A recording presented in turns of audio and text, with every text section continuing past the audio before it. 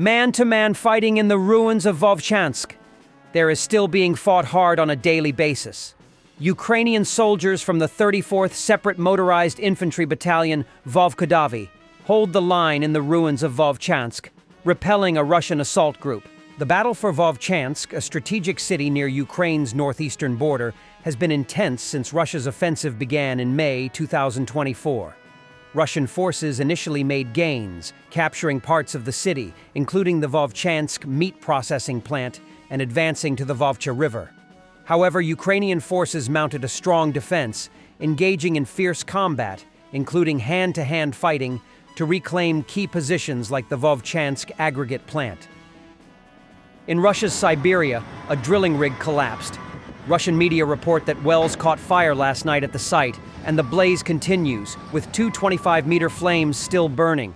3 people were injured and are now in intensive care in critical condition. Karporneftgaz in YNAO, looked after by Belarus Neft Sibir, adds to the area's 2.3 million barrels of oil-equivalent yearly output. According to Novatech 2019, YNAO holds 80% of Russia's gas and 15% of global reserves. In 2020, Yamal was behind over 20% of Russia's gas, set to jump to 40% by 2030. It feeds major pipelines like Yamal Europe and Nord Stream 1. In Russia's Novokuznetsk, 2 18-year-olds allegedly planned to bomb a military office, supposedly on Ukraine's orders. The FSB says they intervened, claiming one teen was offered just $50 or 4,000 rubles for the act. Ukraine's Secret Service has reportedly tricked ordinary Russians into delivering packages or carrying out tasks without knowing they're aiding sabotage or attacks by posing as employers or offering fake courier jobs. Britain is sending Ukraine 5 real tanks and 30 decoys to trick Russia into wasting ammo on fake targets, The Times reports. Trump does not rule out the possibility of visiting Istanbul for the Russia-Ukraine meeting on May 15th, if something really happens. Is it going to take place? I insisted that that meeting take place, and it is taking place. And I think you may have a good result out of the Thursday meeting in Turkey between Russia and Ukraine. And I believe the 2 leaders were going to be there. I was thinking about flying over. I don't know where I'm going to be on Thursday. I've got so many meetings. But I was thinking about actually flying over there. There's a possibility of it, I guess, if I think things can happen.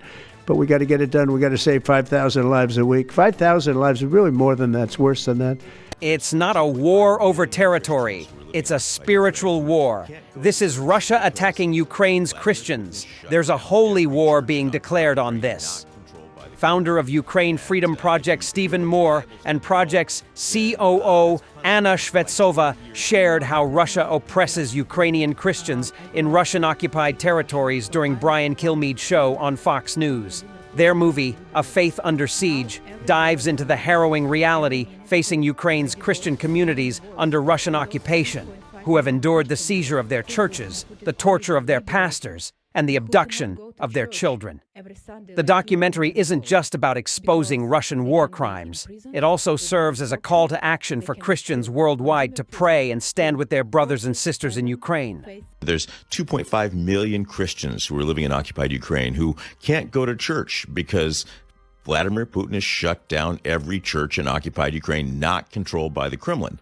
And if you have a Bible study in your home, then that's punishable by 20 years. I grew up 30 miles from the Russian border. I grew up speaking Russian, so I'm one of Ukrainians whom Vladimir Putin came to liberate.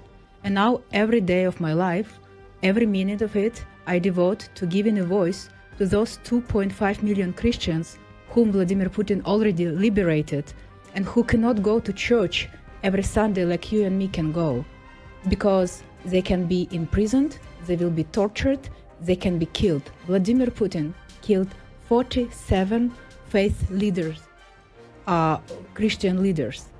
There are 630 churches that have been destroyed. And there is not a single Catholic priest left on the occupied Ukraine. The reasons that why he's persecuting these people, because there is no higher power for them than God and Jesus Christ, and Putin wants people to worship the state, the Kremlin. I went to Ukraine on day 5 of the war to help because I don't like bullies, and Putin is a bully, and so I was doing humanitarian aid work, and I met a guy who is a Christian. He was taking people out of occupied Luhansk in 2014, and the Russians grabbed him, pulled him out of his car, took him to the basement, which is a euphemism for torture. And they tortured him for 25 days, including one day when the Russian soldiers were tasing him with electricity, and a Russian Orthodox priest was standing over him, trying to cast demons out of him for being an evangelical Christian.